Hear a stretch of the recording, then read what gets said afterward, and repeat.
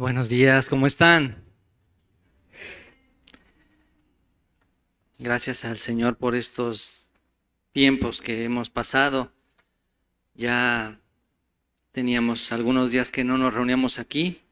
Estuvimos un domingo allá en Pueblo Nuevo y ahora esta semana en el Salón Casablanca. Me hizo pensar mucho en la necesidad de pronto adquirir o más bien tener nuestro salón más amplio. Y de verdad lo he pensado muy seriamente también cuando el pastor Pablo vino. Él veía aquí, dio un tour en el edificio y él me preguntaba, es ya muy chico, ¿verdad? Solo así me preguntó, me dijo. Y le digo, sí, pastor. Cuando vino el pastor Salvador igual él vio y dijo, ya no, ya es muy chico aquí. Y eso no lo tomo como algo simple, sino pronto Dios nos va a permitir un lugar más amplio. Creo que es algo muy necesario. Por eso vamos a esperar en la gracia de Dios, ¿verdad? Pero creo que eso pronto necesita ser.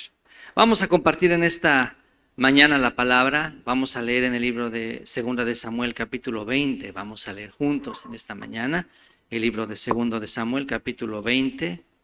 Vamos a leer, por favor, segundo libro de Samuel capítulo 20.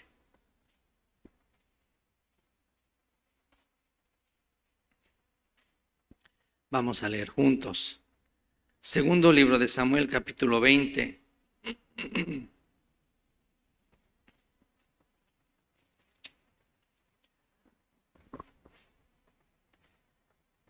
Dice así, del verso 1, segunda de Samuel 20, verso 1, dice así, aconteció. ¿Pueden ver aquí en la pantalla? ¿Ya está en la pantalla también proyectado? Sí.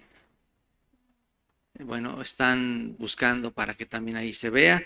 De todas maneras, en nuestras Biblias vamos a seguir con la mirada. Dice así, segundo libro de Samuel 20, dice, aconteció que se hallaba allí un hombre perverso aconteció que se hallaba allí un hombre perverso que se llamaba Seba, hijo de Bicri, hombre de Benjamín, el cual tocó la trompeta y dijo, no tenemos nosotros parte en David ni heredad con el hijo de Isaí, cada uno a su tienda, Israel. Así todos los hombres de Israel abandonaron a David, siguiendo a Seba, hijo de Bicri, mas los de Judá siguieron a su rey desde el Jordán hasta Jerusalén. Y luego vamos a leer el verso 6. Y dijo David a Abisai, Seba, hijo de Bicri, nos hará ahora más daño que Absalón. Toma pues tú los siervos de tu señor y ve tras él, no sea que halle para sí ciudades fortificadas y nos cause dificultad. Y luego nos vamos a saltar hasta el verso 14. Y él pasó por todas las tribus de Israel hasta Abel Bet Maaca y todo Barim, y se juntaron y lo siguieron también, y vinieron y lo sitiaron en Abel Bet Maaca, y pusieron baluarte contra la ciudad, y quedó sitiada, y todo el pueblo que estaba con Joab trabajaba por derribar la muralla. Entonces una mujer sabia dio voces en la ciudad diciendo, oíd, oíd, os ruego que digáis a Joab que venga acá, para que yo hable con él. Cuando él se acercó a ella, dijo la mujer, ¿eres tú Joab? Y él respondió, yo soy. Ella le dijo, oye las palabras de tu sierva. Y él respondió, oigo.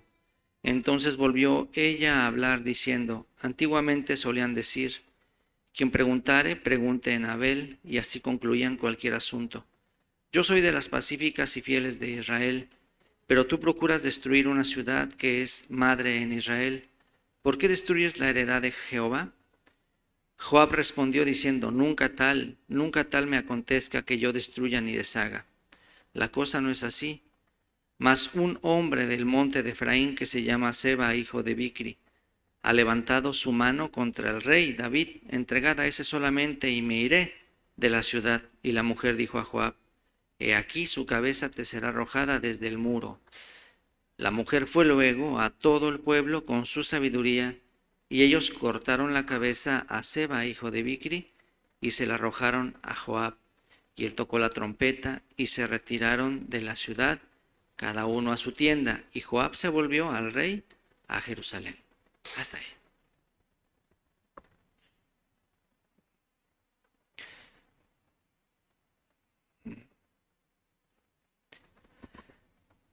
Y nosotros realmente no estamos viviendo en una ilusión o en un mundo de fantasía. Aunque no vemos a Dios, aunque parece que muchas inquietudes o dudas en el fondo de nuestro ser se pueden levantar, pero cada momento estamos más convencidos y entendidos que es una realidad el mundo espiritual. Y por el hecho de que no se ve, no quiere decir que no exista. Y tantas personas o incluso la misma ciencia quiere investigar y quiere darle forma, darle una explicación a todo lo que no se ve. Sin embargo, está y nos mueve y convivimos y nos maneja y cada momento lo experimentamos. Y habrá la gente que incluso llegue a decir aún hoy que es ateo o que no cree en Dios. Y no sé si ustedes hayan conocido a alguna persona que llegue o ha llegado a decir así, es ateo, o incluso ustedes mismos. No sé últimamente en la escuela Noé qué le están enseñando, ¿verdad? O más bien él qué está viendo, porque últimamente él habla de la teoría del Big Bang, la explosión que inició toda la creación. Esa es una teoría, ¿verdad? Que la ciencia, bueno, algunos teóricos más bien tratan de darle explicación a la creación. No creo que la ciencia misma lo diga, porque la ciencia misma es solo la forma en la que se explican los fenómenos. Esa es la ciencia, una ciencia imparcial, una ciencia que no tiene preferencias humanas. La ciencia real, la ciencia verdadera, no se inclina a una persona o a alguien en específico, sino la ciencia lo que hace solamente es estudiar fenómenos. Pero hay algunos que no se ha podido explicar. Pero ahora, por ejemplo, los sentimientos o los procesos mentales, la ciencia no lo niega. La motivación, la depresión, la ansiedad, no se ve, pero la ciencia la estudia, la ciencia la mide y se puede identificar. Hay ya muchos instrumentos para poder medir qué nivel, ¿no?, de depresión, qué nivel de ansiedad, qué nivel de motivación tiene. Hace poquito hacía un trabajo con los jóvenes del CONALEP, 10 jóvenes nada más. Y los resultados aparecían. 3 jóvenes tienen problemas graves, ¿no?, de motivación. Todos los jóvenes se ven igual. Todos los jóvenes se veían presentes allí, sentados. Pero, ¿qué de lo que está pasando dentro de sus mentes? ¿Qué de lo que está pasando dentro de sus corazones? Eso es lo que hasta ahora se trata de explicar a la humanidad. Ahora nosotros, por medio de la palabra, podemos saber esos fenómenos que están ocurriendo dentro de nosotros. Pero, aún así, nosotros tenemos la evidencia de esa vida, ese plano espiritual no podemos negarlo. Dos cosas nos hacen entender con claridad, dos cosas dan testimonio de ese mundo espiritual. Por mucho que una persona insista o que diga que no existe o que no tiene explicación, por mucho que una persona hable de esa manera, hay dos evidencias, dos testimonios que nos hablan de la realidad de ese mundo espiritual. Uno, la naturaleza misma. Por un lado, la teoría nos dice que todo esto fue creado por medio de una explosión o por medio de un error, por medio de un accidente. Por un lado, esa teoría nos dice que todo fue un accidente. Y de ahí procedió todo lo que ahora vemos. Pero lo casual no tiene orden. Lo casual no tiene sentido ni propósito. Por eso, ¿cómo podríamos decir que lo casual o el accidente que no tiene orden, no tiene propósito, no tiene sentido, fue o es una explicación de lo que ahora vemos, de lo que ahora somos? Entonces, solamente hay dos explicaciones. Una es esa. Y la otra explicación, un ser superior creó todo. Entonces, un testimonio de que esa segunda explicación es la explicación válida es lo que vemos en la naturaleza. Tan solo nuestro propio cuerpo es impresionante. De hecho, hasta el funcionamiento de los aparatos o de los grandes instrumentos o maquinarias, ¿de dónde han obtenido esa inspiración? Del cuerpo humano. La neurociencia estudia eso como un tipo computadora. De ahí sacaron lo que es ahora la computadora. O sea, cómo es que un cerebro, ¿verdad?, está conectado por medio de diferentes terminales y vías, y así se puede manifestar a través de cada órgano, ¿no? Cada miembro, pero todo relacionado con el cerebro. Esa es una computadora. Del CPU manda todas las señales y podemos nosotros, por medio del mouse, por medio del teclado, poder representar ahí en esa pantalla. Ese es un cuerpo, así es el cuerpo humano. Recientemente fuimos por un problema de que mi esposa empezó a sentir en el ojo.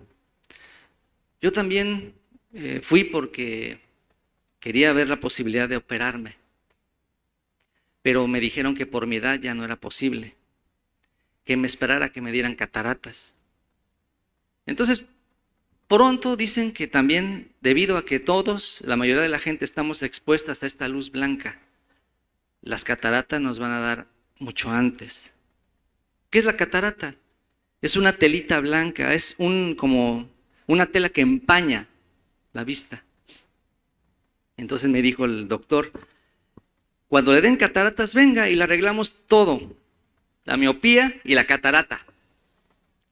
Pero eso es algo muy serio, que pronto la gente ya, si antes la catarata tenía 80 años, a los 60 va a dar la catarata. Pero fuimos porque mi esposa tenía problemas de presión de los ojos. No sabía yo que los ojos tienen una presión diferente al cuerpo. Yo no sabía eso. Pero cuando le hicieron el estudio, cuando lo revisaron, ellos ya pudieron identificar que su campo visual estaba ya dañado. O sea, una parte de su periferia ya estaba dañado por el glaucoma. Cuando la presión del ojo sube mucho, las células del ojo se dañan. Entonces se empieza a perder la visión. Ustedes, por ejemplo, viendo aquí, pero pueden ver acá al lado, ¿no? Pueden ver, por ejemplo, yo ahorita puedo ver mi mano hasta este ángulo, puedo verla, ¿no? Así. Ustedes pueden, eso es algo normal. Pero cuando hay glaucoma, poco a poco se cierra el ángulo, entonces ya no puede ver este ángulo. Ahora se va cerrando así hasta que después solamente al frente puede ver. Entonces, ¿qué hicieron? Le perforaron el humor acuoso. El humor acuoso es ese líquido que debe drenarse. Entonces, con láser le perforaron, porque dicen que el ojo es como eh, ¿cómo se llama? Un colador.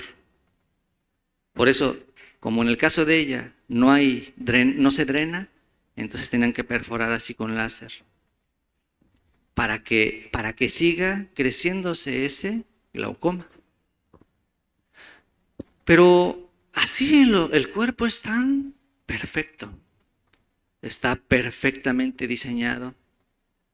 La naturaleza también podemos ver cómo es que todo lo que en la creación observamos de manera tan ordenada, de manera tan bien colocada.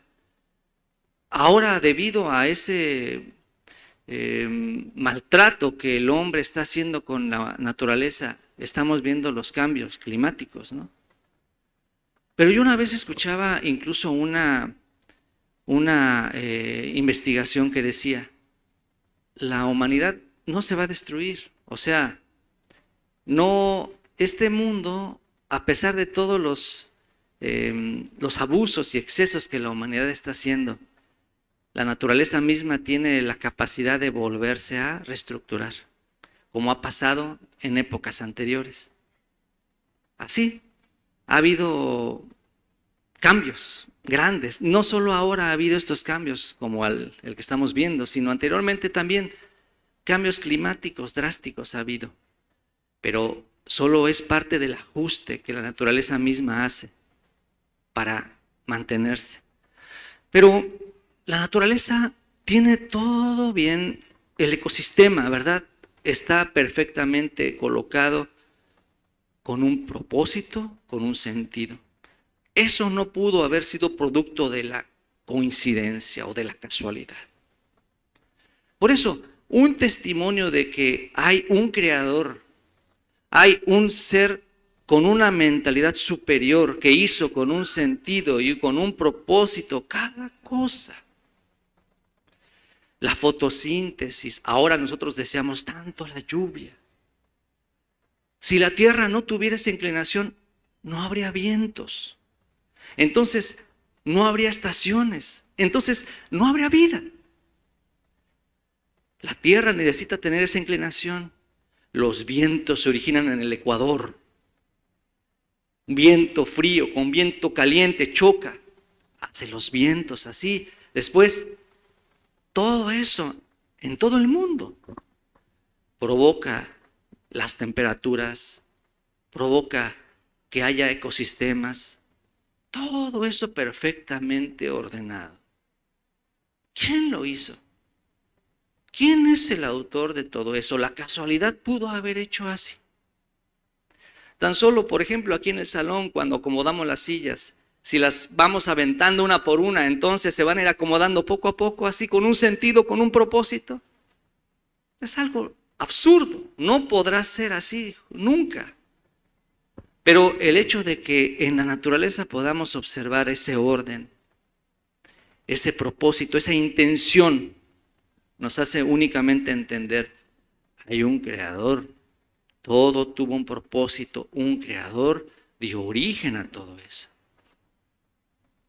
Entonces, si hay alguno que dijera que no existe Dios, más bien lo que esa persona quiere decir es, él mismo, debido a su vida que lleva, él mismo espera más bien que no exista Dios.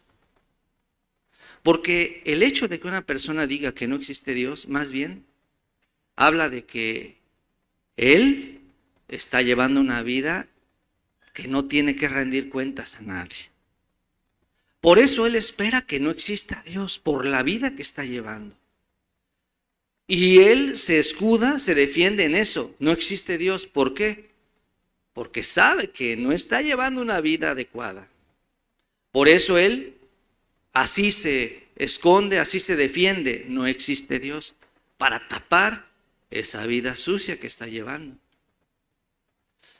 Pero siendo ese creador que a través de la creación nosotros tenemos testimonio de su existencia, él tuvo un propósito, él tuvo una intención. ¿Y de qué manera él se nos dio a conocer a nosotros? ¿De qué manera nosotros pudimos entender? Más bien, ese creador, él tuvo, siendo él el creador de todo, ¿verdad? Él tuvo la intención de darse a conocer a nosotros. Nosotros no tuvimos, ni siquiera supimos, ¿verdad? ¿Cómo es él? ¿Quién es él? ¿Qué piensa él? Pero él más bien tuvo ese anhelo, ese deseo de darse a conocer a nosotros. Por eso, de una manera sencilla, de una manera universal, de una manera fácil, él tuvo ese plan para darse a conocer a nosotros. Y ahí es donde el segundo testimonio se nos dio a conocer. Ese testimonio fue la Biblia. Entonces, por un lado, en medio de la naturaleza podemos encontrar el testimonio de ese creador.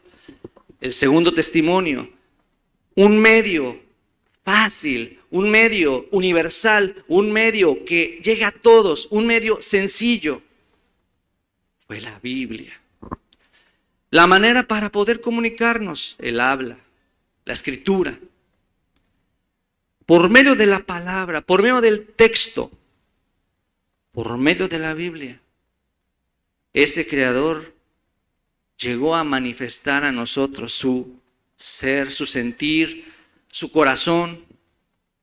Entonces, no hay otro libro más claro, más entendible, más directo, que cubra esas características de que Dios es mismo quien lo escribió. Hay muchos libros interesantes, muchos libros también grandiosos en este mundo, pero como la Biblia, un libro que dice, Dios lo escribió. Es el único libro que testifica. Yo, Dios, dije así. Yo, Dios, hablé esto. Yo digo esto. Es el único libro que testifica. Yo soy. Yo lo dije. Además, también la forma y lo que dice es un nivel superior que ni siquiera otro libro puede igualarse. Una moralidad o una forma de enseñanza muy superior a la forma o pensamiento humano. Por eso, también eso nos asegura y nos dice que es un libro grandioso. El libro del Corán, por ejemplo, el Corán o el Islam es una religión muy grande en el Medio Oriente. Habla también acerca de Dios. Pero, por ejemplo, ahí en ese libro dice que el cielo está lleno de lujuria. Pero la Biblia no menciona eso, siendo un libro sagrado.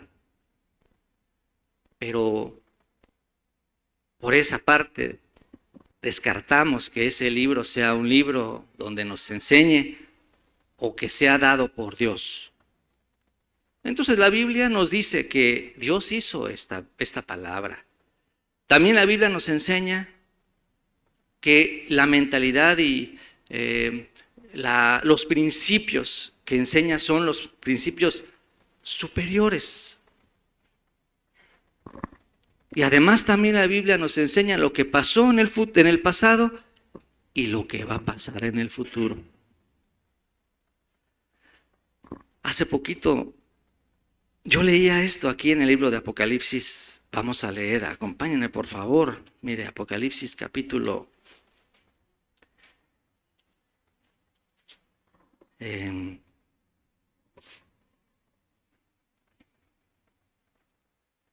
dice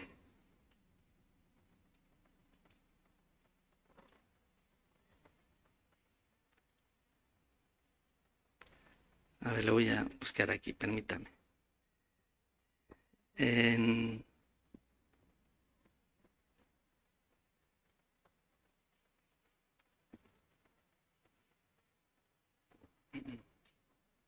Permítame. Es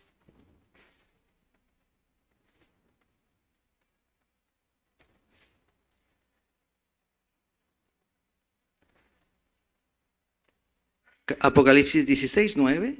Mire lo que dice. Apocalipsis 16:9. Dice así. Apocalipsis 16:9. ¿Sí? Dice así. ¿Ya lo tienen? ¿Sí? Apocalipsis 16:9, vea lo que dice aquí. Apocalipsis 16:9. Dice, y los hombres se quemaron con el gran calor y blasfemaron el nombre de Dios que tiene poder sobre estas plagas y no se arrepintieron para darle gloria. Dije, esto ya es algo que está pasando. Estamos, bueno, hablando de calores tan intensos, pero eso es lo que tiene especial la Biblia.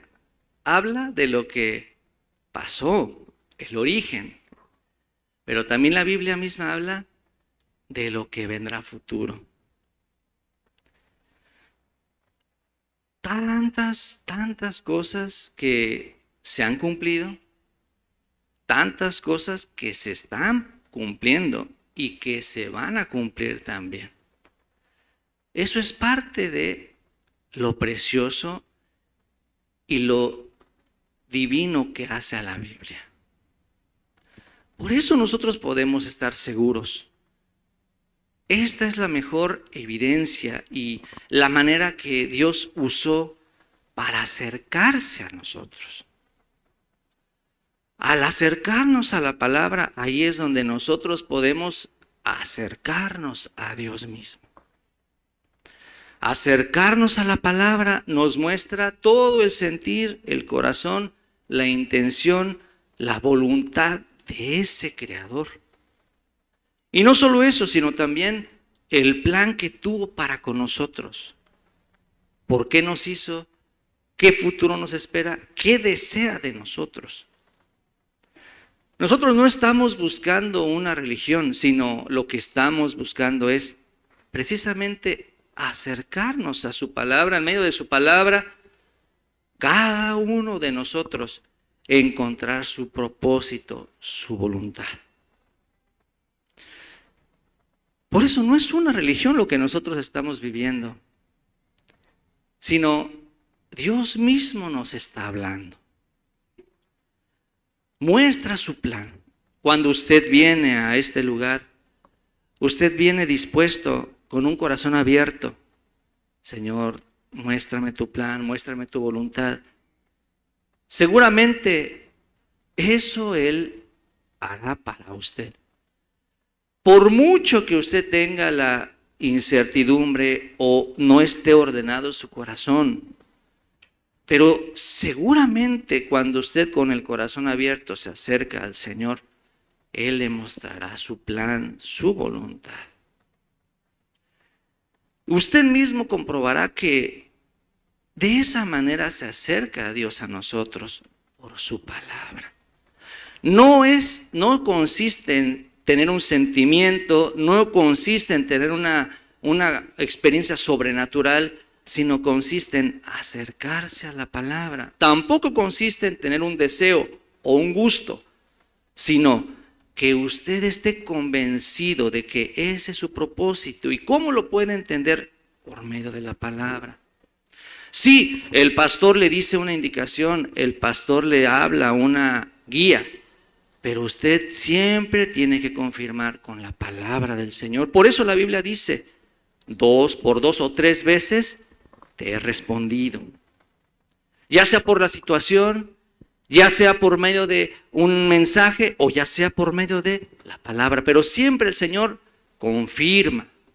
Y siempre en medio de la palabra, todo lo que usted ve como una respuesta, usted en medio de la palabra va a poder tener la confirmación. Por eso entendemos, viene de Dios. Pero ¿por qué ignoramos la palabra? ¿Por qué no queremos aceptar, no queremos reconocer la guía del Señor en nuestras vidas? Más bien queremos seguir o avanzar con nuestros sentimientos, confiar en nuestros pensamientos y queremos allí tener como argumento para no aceptar la palabra del Señor. Pero siempre el Señor nos va a guiar a la palabra.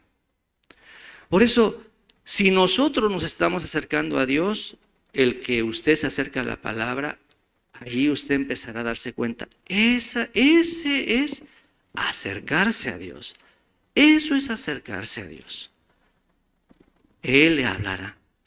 Se siente bien o no se siente bien, pero cuando Él le muestra la palabra. Aunque hemos tenido nosotros eventos en estos días, pero no simplemente yo pienso, ¿no?, que son eventos o son actividades que hacemos, sino además siempre yo puedo ver o puedo pensar en qué corazón Dios quiere en medio de cada uno de ellos. En esta vez que tuvimos el seminario bíblico, yo pensaba hacer aquí el evento en el salón. Pero además yo me había ido a Puebla, entonces fue muy corto el tiempo para poder buscar. Por eso dije, en último de los casos, vamos a hacer aquí en el salón. Pero para que las mamás se suban o para que los hermanos o jóvenes se suban allá al segundo piso, por el clima es muy complicado, muy difícil. Una parte podría estar aquí, otra parte podría estar allá arriba. Pero en medio de esa como preocupación, mientras yo estaba allá en Puebla, yo encargué a algunos hermanos, ¿no?, para que vieran, para que buscaran, pero no hubo respuestas. Entonces definitivamente dije, no, vamos a hacerlo aquí. Cuando yo estaba aquí ya, llegué, me llamaron y me dijeron, ¿estás invitando a Casa de Esperanza? Sí.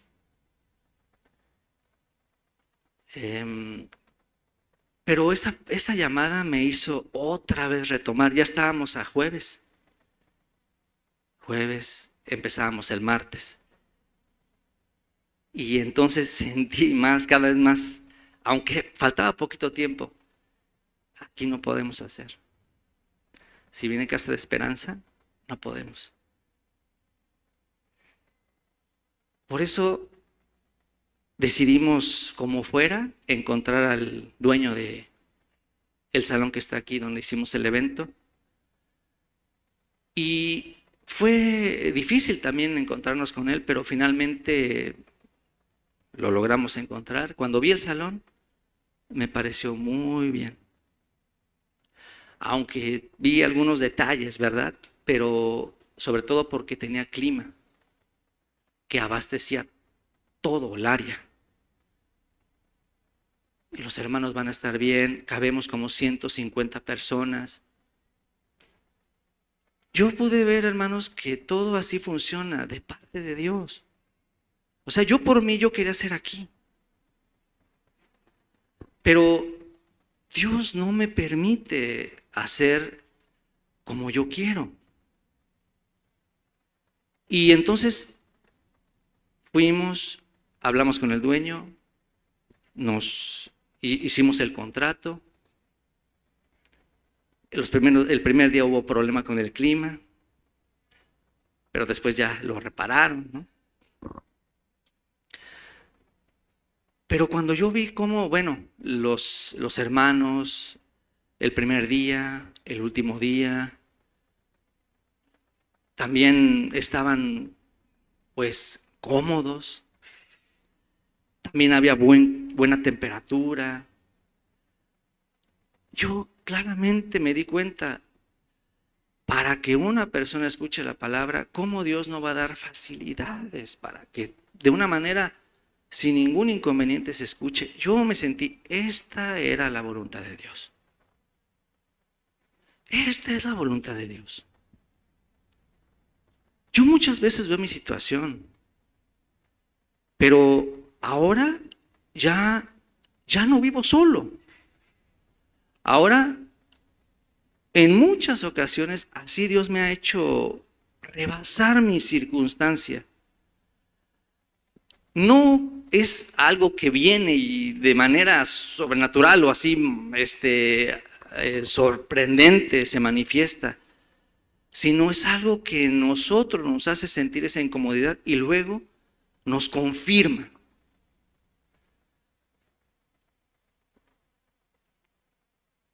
No es difícil acercarnos a Dios. ¿Qué es la vida de creencia? Cuando mi corazón se conecta con la palabra de Dios. Vamos a leer, hermanos, el libro de Romanos, capítulo 10. Vamos a leer Romanos, capítulo 10. Romanos, capítulo 10, verso 17. Vamos a leer, por favor, Romanos capítulo 10, verso 17. Vamos a leer todos juntos, por favor. Romanos 10, 17. Leamos todos juntos, en voz alta. Por favor, a las 3. 1, 2, 3. Así que la fe es por el oír y el oír por la palabra de Dios. Esa es la clave de nuestra vida, hermanos. Dice, ¿cómo viene la fe a nosotros? ¿Cómo nosotros podemos tener la fe? La fe no es una fantasía. La fe no consiste en, debo creer, Dios me va a ayudar, Dios va a trabajar. Como si fuera una brujería, como si fuera una hechicería o espiritismo, o motivación personal. Tú puedes. Eso no es fe. Eso es solamente algo humano, ¿no? ¿Qué es la fe? La fe viene por oír. Si yo no me acerco a la palabra, ¿cómo puedo tener la fe? Si yo no me acerco a la palabra, solo lo que tengo es motivación personal. Solamente tengo pura ideología humana, nada más. Yo puedo. Me voy a curar, me voy a sanar. Voy a poder, voy a lograr éxito. Va a salir bien esto. Fantasía, brujería, espiritismo. La Biblia dice, la fe viene por oír. Si me acerco a la palabra, entonces, ¿qué cosa yo tendré?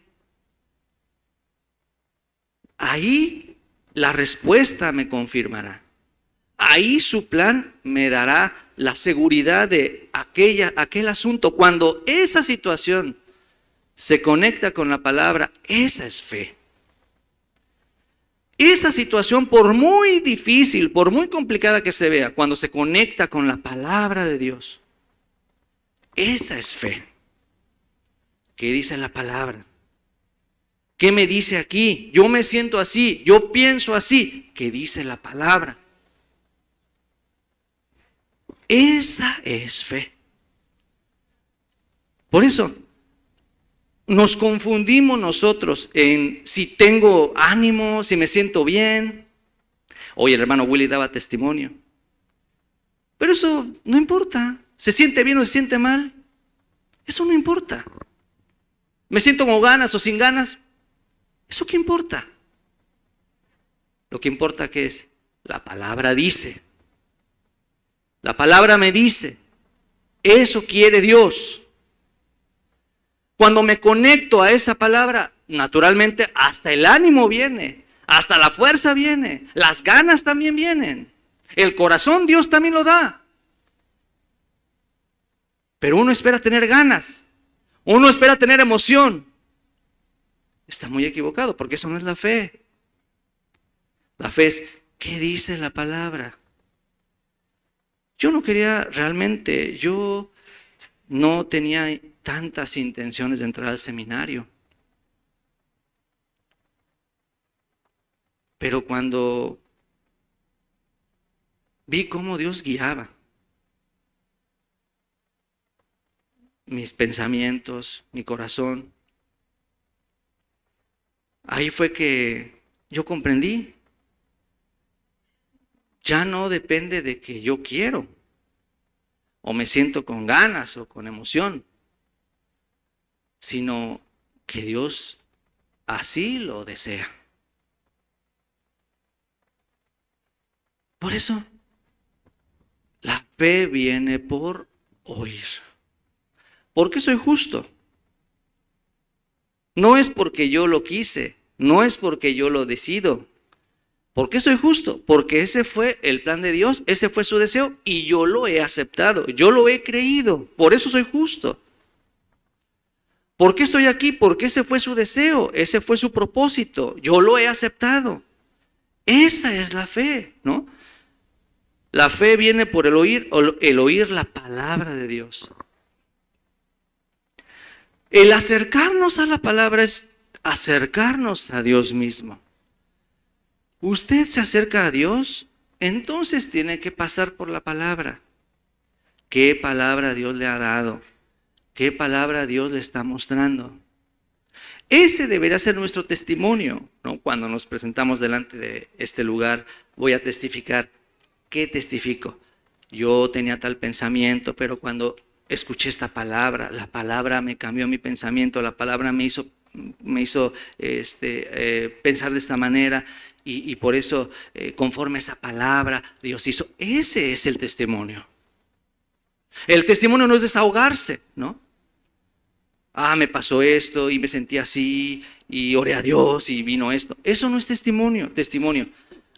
¿Qué pasó con la palabra? Esto me dio, esto me hizo ver, esto me hizo pensar y así Dios hizo. Entonces, hoy leímos el libro de 2 de Samuel, capítulo 20, pero yo quiero, hermanos, que nosotros podamos un poco más a profundidad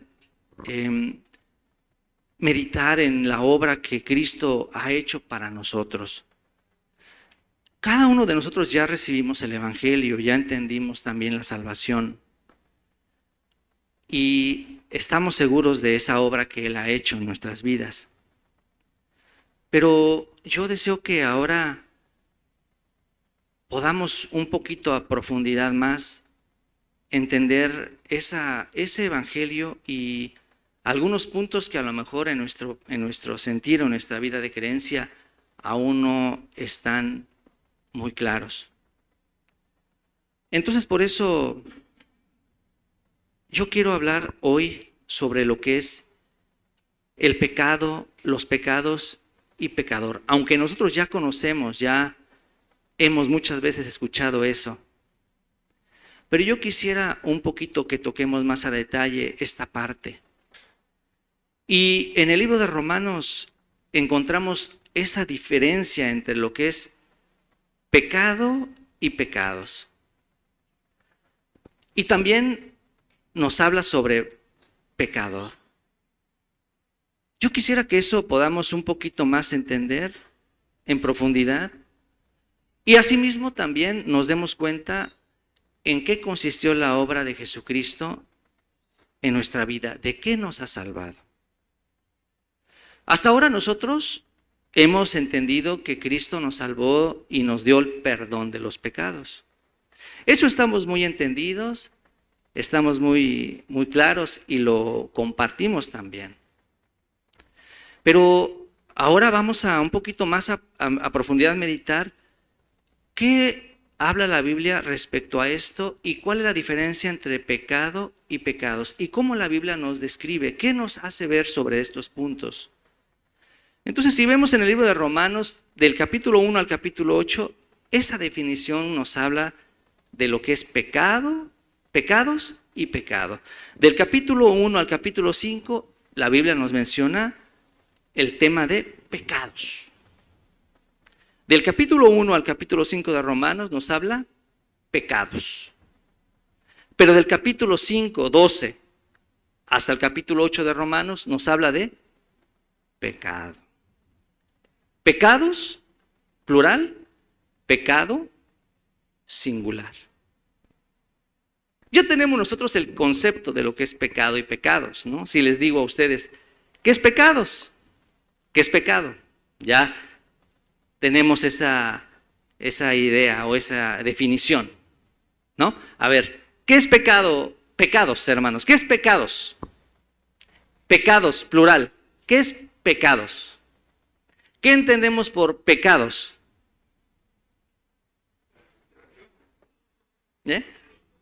Frutos. ¿Qué más? Consecuencia del pecado. ¿Qué más? Frutos, consecuencia del pecado. Eso entendemos por pecados. ¿Y qué entendemos por pecado? Pecado en singular. Pecado. ¿Qué entendemos por pecado? Pecado es no creer. Sí. Ajá, el corazón de Satanás. Entonces, la Biblia nos habla bien específico entre lo que es pecados y pecado. Nosotros lo hemos explicado como pecado y transgresiones, ¿no? Bueno, pero la Biblia nos dice pecados del 1 al 5, desde el primer pasaje hasta el capítulo 5, encontramos muchas veces pecados. Y en cuanto a pecados, cuando la Biblia nos menciona pecados, se refiere a actos, hábitos, comportamientos, que tienen que ver con la conciencia, porque es una infracción que tiene relación con nuestra conciencia. Y también los pecados necesitan perdonarse. Y asimismo, de los pecados, nosotros somos responsables. Ahorita verán, ¿cómo? No se confundan, no los voy a confundir, ¿no? Pero la Biblia nos dice que todos nosotros vamos a pagar por los pecados. Los pecados. Y también la Biblia dice que Dios nos juzgará por los pecados. Por eso, del capítulo 1 al capítulo 5 de Romanos, lo que nos dice es, fíjese bien, todos pecamos. Todos cometemos pecados. Vean lo que dice, Del 1 al 5 dice, todos pecamos. No hay ni uno que esté exento de pecados. Todos somos culpables. Hasta ahí no menciona pecado. Porque, como repito, pecado se refiere al acto externo, a lo que tiene relación con la conciencia, a lo que tiene que ser perdonado, a nuestros errores, de lo que somos responsables, de lo que Dios nos acusa. Pecados. Entonces empieza desde el capítulo 1 diciendo, el hombre se desvió, el hombre se hizo una mente reprobada, y ahí explica la serie de pecados, ¿no? Fornicación, adulterio, lascivia, esos son los pecados, lo que se ve, lo que se manifiesta. En cada uno es diferente, algunos más, algunos menos. Pero lo que dice es, todos hemos pecado. Del 1 al 5. Pero de repente, del capítulo 5, verso 12, cambia el sentido de la plática. Y ahí, ahora ya empieza a tocar el tema de pecado. Inicia, vamos a ver capítulo 5, ¿sí? De capítulo 5 de Romanos, vamos a ver, por favor, acompáñenme. Capítulo 5 de Romanos en el verso 12, ¿sí? Vamos a ver Romanos capítulo 5, verso 12. Sí. Romanos 5, verso 12. Vea cómo explica aquí. Verso 12. A partir de aquí hasta aquí empieza a mencionar en plural, perdón, en singular, pecado. Por tanto, como el pecado, ¿ve? Como el pecado entró en el mundo por un hombre y por el pecado la muerte, así la muerte pasó a todos los hombres por cuanto todos pecaron. Entonces, ¿qué diferencia hay entre pecado, aquí como menciona pecado, y pecados? Pecado se refiere a una sola unidad, ¿no? A un solo aspecto, pecado, uno solo. Pero pecados se refiere a muchos aspectos, muchos comportamientos, muchos vicios, muchos en específico, hay muchos, variedad. Pecado se refiere a algo que está dentro del ser humano. Mientras que pecado se refiere a algo que está fuera del ser humano. Y también de los pecados nosotros tenemos que ser perdonados. Pero del pecado nosotros tenemos que ser librados. ¿Por qué? Mientras el pecado es un comportamiento que nosotros cometemos o que hacemos, el pecado es una fuerza que nos arrastra para cometer pecados. Entonces, cuando habla de pecado se refiere a esa fuerza que nos lleva a pecar. Por eso cuando la Biblia habla de pecado y pecados, de dos cosas Dios quiere salvarnos, ¿no? Entonces, supongamos una persona tiene muchas deudas. Vamos a pensar, es un ejemplo, ¿no? Una persona tiene muchas deudas, pero a esta persona le gusta pedir prestado. Tiene ese hábito. Entonces, esta persona tiene muchas deudas y un día, después ya de tantas deudas, le perdonan sus deudas. ¿Ya se solucionó su problema de esa persona? ¿Se perdonaron sus deudas? ¿Se solucionó el problema de esa persona?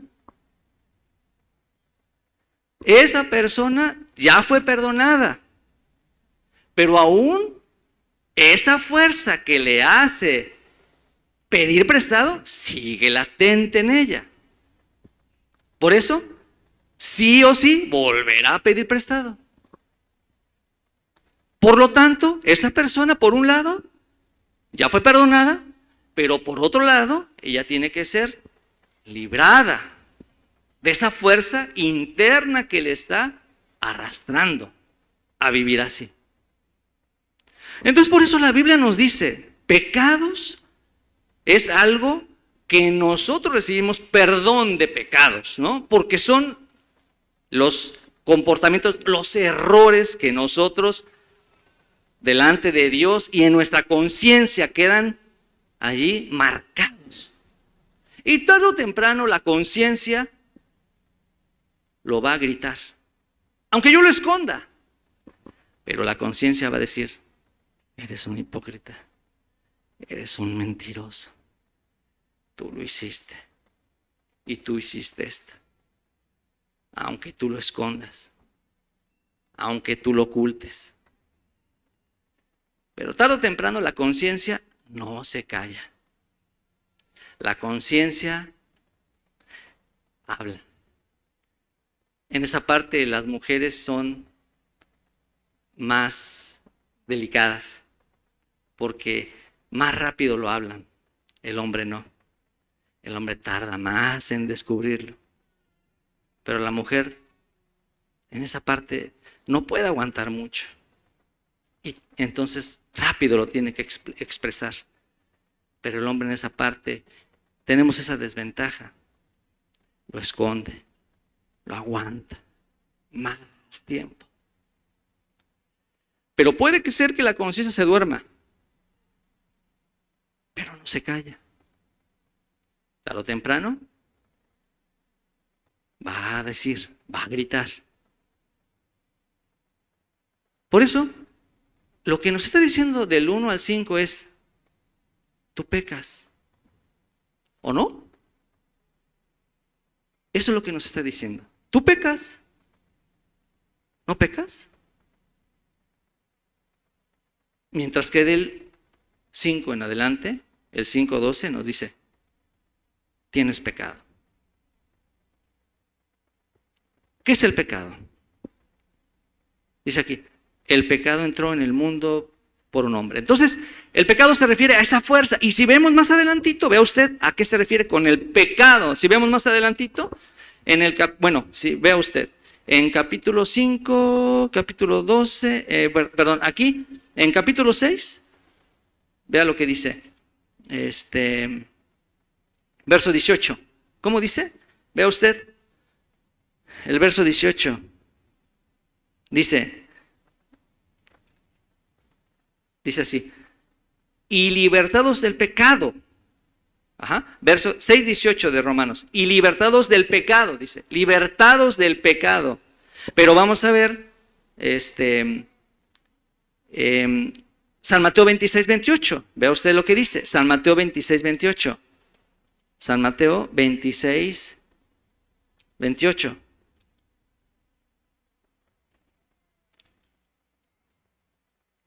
Vea lo que dice. San Mateo 26:28. Dice, San Mateo 26:28, porque esto es mi sangre del nuevo pacto que por muchos es derramada para remisión de los pecados, ¿no? Dice así, por muchos es derramada para remisión, perdón de los pecados.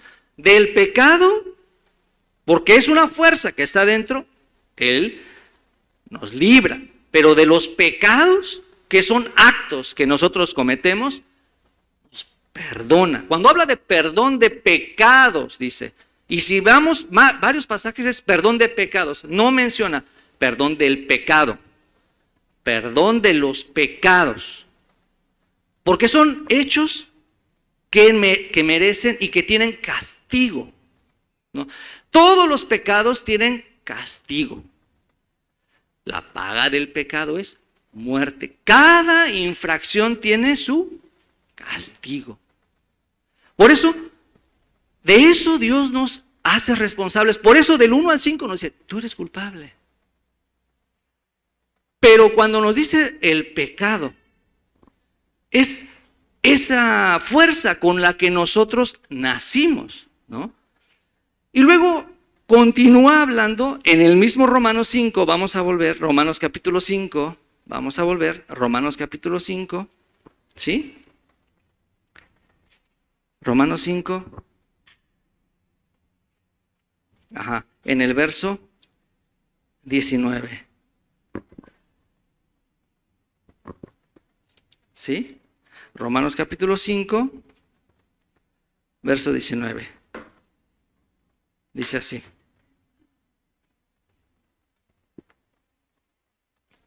Veamos lo que dice el verso 19. Ahora, a ver, vamos a leer todos juntos, por favor. Romanos 5, 19. ¿De acuerdo? Romanos 5, 19. Vamos a leer todos juntos. A las 3. Romanos 5:19, a las 3. 1, 2, 3. Porque así como por la desobediencia de un hombre los muchos fueron constituidos pecadores, así también por la obediencia de uno los muchos serán constituidos justos. Ahora vean ustedes, ¿por qué somos pecadores? Ya nos habló que pecamos. Ya nos habló que tenemos pecado. Entonces, ¿por qué somos pecadores?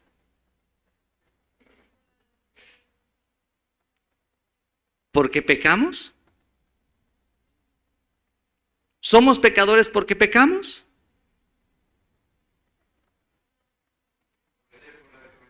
¿Qué dice la palabra? Este pasaje está explicando por qué somos pecadores. Lo que está diciendo del 1 al 5 es, tú pecas porque eres pecador, pero no eres pecador porque pecas. Por ser pecador, pecas. O sea, naciste pecador y tu profesión es pecar. Puede ser que peques poquito, pero eres pecador.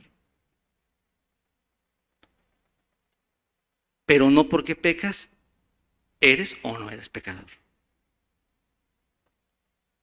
Eres pecador porque naciste de Adán. Así explica la Biblia. Pero pecas. Y además, tienes el pecado. En esa condición nos encontramos. ¿Se da cuenta usted? Por un lado, somos pecadores. ¿Por qué? ¿Por qué pecamos? No. Nacimos de Adán. Pero por otro lado, tenemos los pecados porque pecamos y de eso da cuenta la conciencia de nosotros. Aunque en algunos la conciencia ya está endurecida. Pero la conciencia reclama y pone en evidencia eso. Tú pecas. Así que tú no tienes excusa de decir que no eres pecador. ¿Sí me explico? Dios utiliza estas pruebas para decir, mira, tú pecas, ¿ya viste? Entonces, no eres inocente. Pero no por eso eres pecador, sino tú eres pecador porque naciste de Adán. Entonces, tienes dos problemas. Uno, que tú pecas. Otro, que esa fuerza del pecado interna, aunque te perdone, vamos a ver capítulo 7, vamos a ver por favor, capítulo 7, de Romanos mismo.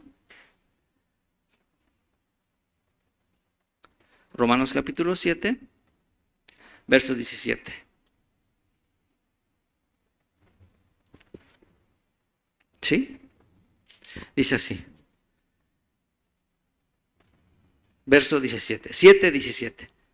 De manera que ya no soy yo quien hace aquello, sino el pecado que mora en mí. Y yo sé que en mí, esto es, en mi carne, no mora el bien. Porque el querer el bien está en mí, pero no el hacerlo. Porque no hago el bien que quiero, sino el mal que no quiero, eso hago. Y si hago lo que no quiero, ya no lo hago yo, sino el pecado que mora en mí. Entonces tenemos dos problemas. Por eso, en el libro de Primera de Juan, eso explica. Miren, vamos a ver. Primera de Juan, vea usted. Primera de Juan, ¿sí? Primer libro de Juan, capítulo 1. Ajá. Sí, primera de Juan 1, verso 8. Dice, si decimos que no tenemos pecado, nos engañamos a nosotros mismos y la verdad no está en nosotros. 1. Esa naturaleza, esa fuerza que nos arrastra, no podemos negar que tenemos. Pero segundo punto, el verso 9, si confesamos nuestros pecados, Él es fiel y justo para perdonar nuestros pecados y limpiarnos de toda maldad. De los pecados, de los actos. La salvación nos dio perdón. Y del pecado, la salvación nos libró. En eso consistió la salvación perfecta, completa. No solo nos dio perdón de los pecados, también nos libró de esa naturaleza que nos arrastraba. ¿Se dan cuenta? Esta es la obra, este es el alcance, esto es el trabajo que Cristo vino a hacer en nosotros perfectamente. Por eso aquí dice así, no podemos decir, no podemos negar que tenemos esa naturaleza de Adán, nacimos con esa naturaleza pecaminosa. Pero también no podemos negar que nosotros en nuestra conducta pecamos. Estamos en ese gran problema. No tuvimos escapatoria.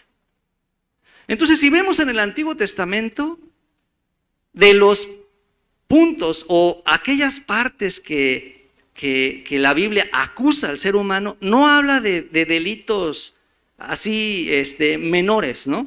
Sino de lo que se enfoca en el Antiguo Testamento para juzgar al ser humano es en relación al amor de Dios. El hombre dejó de amar a Dios. Eso nos dice el Antiguo Testamento. No dice el hombre adulteró, el hombre robó, el hombre mató, el hombre se corrompió. No dice eso o no señala como algo grave en el Antiguo Testamento, porque eso es consecuencia de el punto principal, el grave pecado, el pecado de raíz. ¿Cuál fue? El hombre no ama a Dios. Eso nos habla en el Antiguo Testamento. Y en el Nuevo Testamento, ¿qué nos dice? ¿Qué reclama?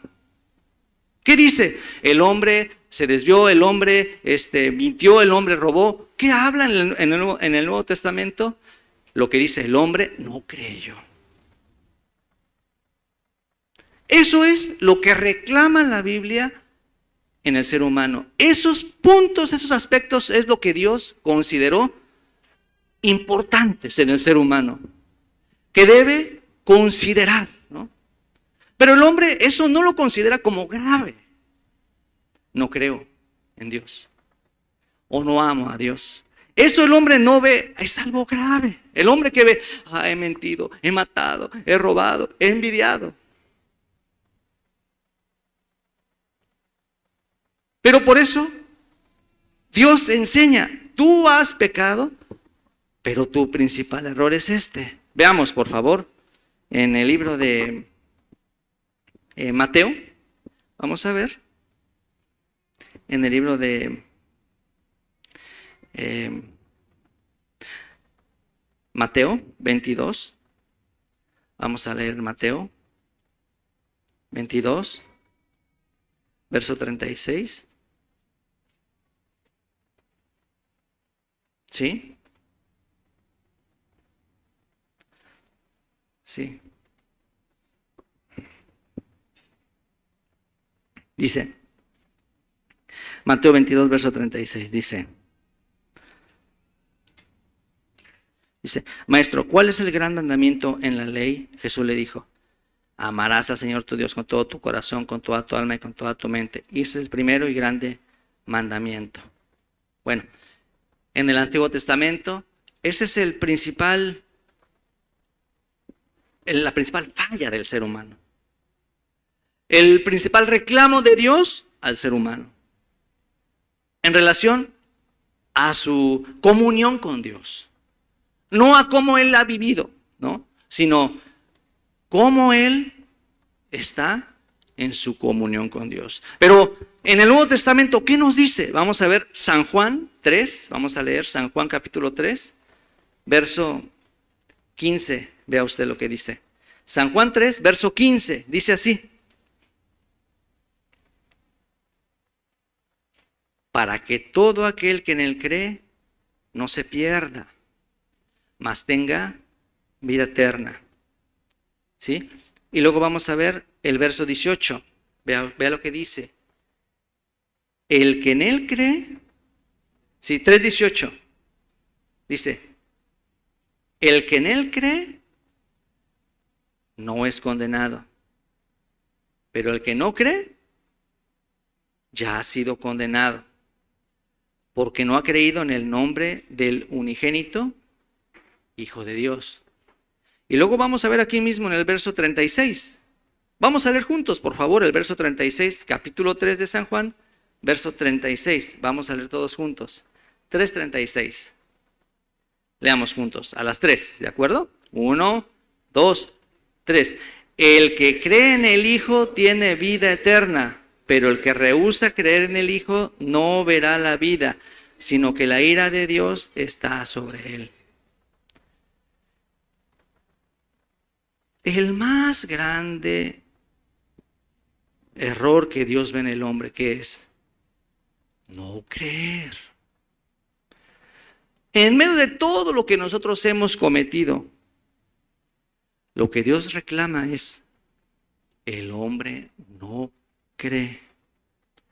El hombre rehúsa creer. De eso Dios juzgará al ser humano. Porque todos los pecados, dice, Él perdonó. Y del pecado, Él también nos libró. Por eso dice, con Cristo estoy juntamente crucificado. Ya no vivo yo, mas vive Cristo en mí. Entonces, Él hizo la salvación completa y perfecta. Pero esto es algo que Él no aceptará. Esto es por lo que Dios juzgará al ser humano. Dice así, el que no cree. Y luego vamos a ver también capítulo 16 de San Juan, capítulo 16, verso 8. ¿Sí? Capítulo 16, verso 8. Ajá. Verso 8. Dice así. Y cuando Él venga, convencerá al mundo de pecado, de justicia y de juicio.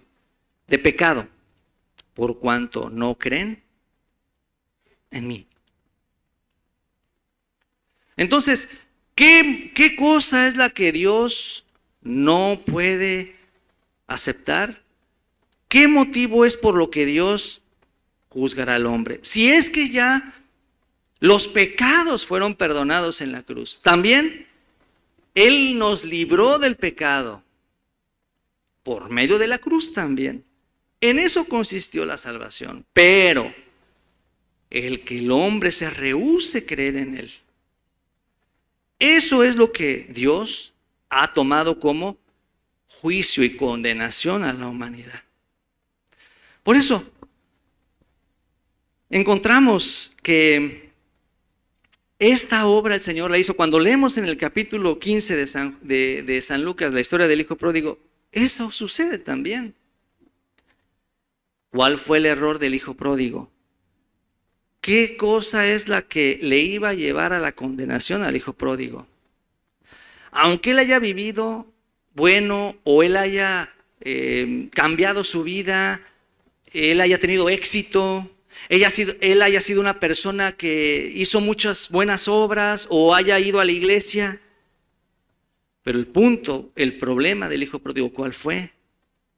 ¿Cuál iba a ser hasta el último momento? Si él no regresa al Padre, él está perdido. Tal vez él tuvo éxito. En el caso de la historia, él fracasó y perdió todo, ¿no? Pero el punto principal es, se apartó de su padre. Desconfió de su padre. Su padre, cuando él vuelve, ¿verdad? ¿Qué hizo su padre? Su padre perdonó a él. En el corazón del hijo, la conciencia no le dejaba acercarse libremente al padre, porque él que pensó, no me va a recibir, seguro no me va a recibir. La conciencia pone en evidencia mis errores, no me deja tranquilo. Pero Cristo en la cruz también limpió nuestras conciencias. Dice la Biblia, limpió nuestras conciencias de obras muertas, para que sirváis al Dios vivo. Esa obra hizo de manera que nosotros podemos estar entendidos, podemos estar seguros. Toda esta gran salvación, esta obra de lo cual Él nos rescató, fue un trabajo que nos dejó aptos para acercarnos sin ninguna incertidumbre delante del Señor. Por lo tanto, si hay todavía culpa en el corazón de nosotros, algo está mal. Porque la Biblia dice, ninguna condenación hay para los que están en Cristo Jesús, Señor nuestro. Si en el corazón de nosotros hay la culpa y la condenación, significa entonces, ¿qué salvación ha recibido usted? ¿De qué salvación estamos hablando? No estoy diciendo que no pecamos. Todos los días nosotros cometemos errores. Pero claramente la Biblia nos dice, la sangre de Jesucristo nos limpia de todo pecado. O sea, la salvación que Él hizo en nosotros, lo que logró es totalmente, nos libró del pecado, nos perdonó los pecados, de manera que hasta la conciencia Él ha perdonado. Vamos a leer, por favor, Hebreos. Vamos a leer el libro de Hebreos. Por favor, Hebreos, capítulo 9, verso 14. Leamos juntos, por favor. Hebreos 9, verso 14.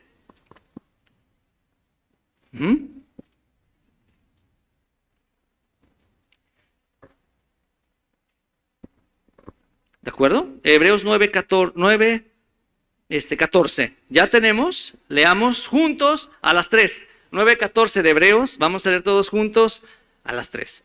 1, 2, 3. Cuanto más la sangre de Cristo, el cual mediante el Espíritu eterno se ofreció a sí mismo sin mancha a Dios, limpiará vuestras conciencias de obras muertas para que sirváis al Dios vivo. El alcance de la obra de Cristo, ¿cuál fue? Limpiará ¿qué? ¿Qué impedimento hay para que se acerque usted? ¿Su conciencia le acusa? ¿Qué está su conciencia hablando? ¿Qué dice la Biblia? Precisamente el pecado tiene 3 aspectos. 1, está delante de Dios. Otro, en nuestra conciencia. Pero el registro del pecado del hombre delante de Dios, Él mismo ya lo ha dado por resuelto por medio de la obra de Cristo. Dios mismo fue quien se encargó de resolver delante de Dios, o sea, delante de Él por la cruz, ese problema que había con nosotros. Pero también Él se encargó de que, como dice aquí, limpiar nuestras conciencias. ¿Para qué? Sirváis al Dios vivo. ¿Qué impedimento hay para que yo me acerque ante Él? La conciencia, ¿qué nos dice? Pero, ¿qué nos dice la cruz? Aquella persona que ha entendido el Evangelio, que ha recibido el Evangelio, ¿qué impedimento tendrá para que esa persona se acerque sin impedimento al Señor? Porque ahora Él ya puede ver como obras muertas. Eso que yo fui, obras muertas son. La cruz le hace entender que lo que la conciencia tanto reclamaba en nosotros, quedó como obras muertas. Por eso tenemos ahora esa total libertad, ¿verdad?, de acercarnos ante el Señor. Y por otro lado, Él también nos libró. Entonces, esa obra Cristo hizo con nosotros. No solamente Él nos dio el perdón de los pecados. El perdón y su obra y su salvación eterna fueron. Por eso, hermanos, nosotros ahora podemos, sin ningún impedimento, acercarnos al Señor para servirle. Y siendo que Él hizo esta gran obra, vamos a ver también nuevamente en el libro de, ahora donde empezamos, ¿verdad? Vamos a leer en el libro de Segunda de Reyes, capítulo 20, ahí donde iniciamos nuestra lectura. Vamos a ver ahí, Segunda de Samuel 20. Sí, ahí vamos a ver, por favor. Segunda de Samuel 20, ¿sí? Segunda de Samuel capítulo 20. Sí, vamos a leer.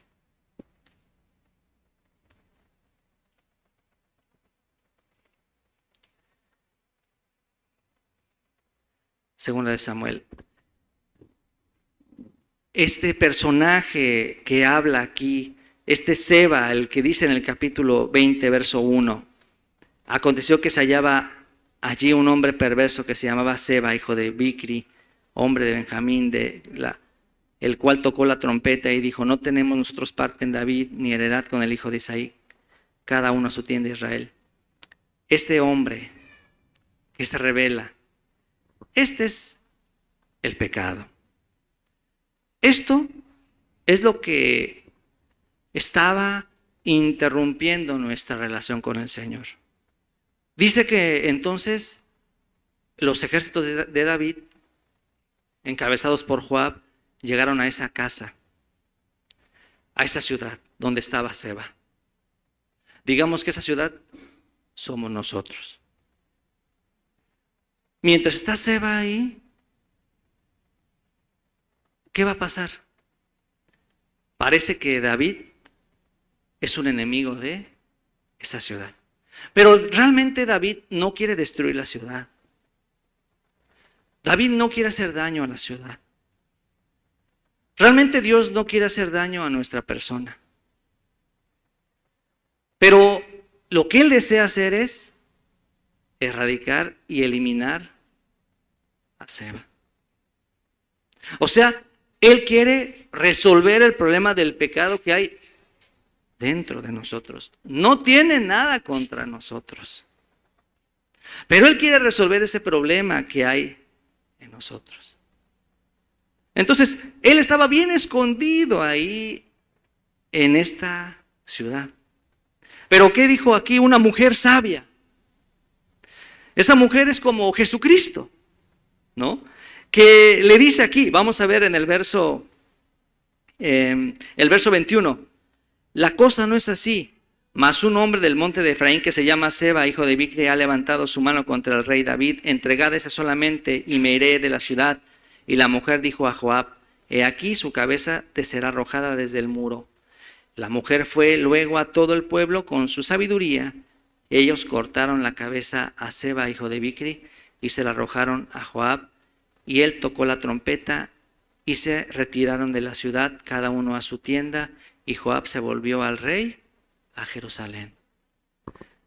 ¿Quién se encargó de resolver esta situación? De esa misma manera, Jesucristo se encargó de resolver este problema que representaba el pecado en nosotros. El Señor tanto perdonó los pecados como también nos libró del pecado. De manera que ahora, ¿qué problema hay entre David y esta ciudad? David no tiene nada contra esta ciudad. Solamente lo que David quería hacer era eliminar a este rebelde. Una vez que lo resolvió, se fue en paz. Así igual, después de que ha sido resuelto en nuestro corazón el problema del pecado, ¿qué sucedió? La paz de Dios vino a nosotros. Nuestra conciencia, que antes nosotros quisimos sobornar, ¿no? Antes nosotros quisimos engañarla con buenas obras, pero no se resolvía, no se callaba. Mientras más la conciencia reclamaba, más buenas obras quisimos hacer. Aunque antes nosotros así quisimos engañar a la conciencia, pero finalmente Cristo Jesús, así como aquí esta mujer con Seba, solucionó perfectamente. Nos dejó en la paz plena con Dios. ¿Qué impedimento hay ahora para que nosotros nos acerquemos ante el Señor? Hermanos, por eso tengamos esa confianza. En el libro de Romanos dice: justificados pues por la fe, tenemos paz para con Dios. Entonces, siendo esa obra que ha hecho el Señor, acerquémonos a Él. Ahora ya no hay ningún impedimento para que Él en nuestras vidas nos dirija, nos guíe. Acérquese. Entonces estoy seguro el Señor va a guiarle en este recorrido por este desierto, por este mundo. Va a caminar y va a cumplir su propósito por usted. Por eso, vivamos esa vida que Él ha realizado de una manera tan perfecta en nosotros. Y conociendo de lo que hemos sido librados, glorifiquemos al Señor y podamos vivir en la paz plena del Señor.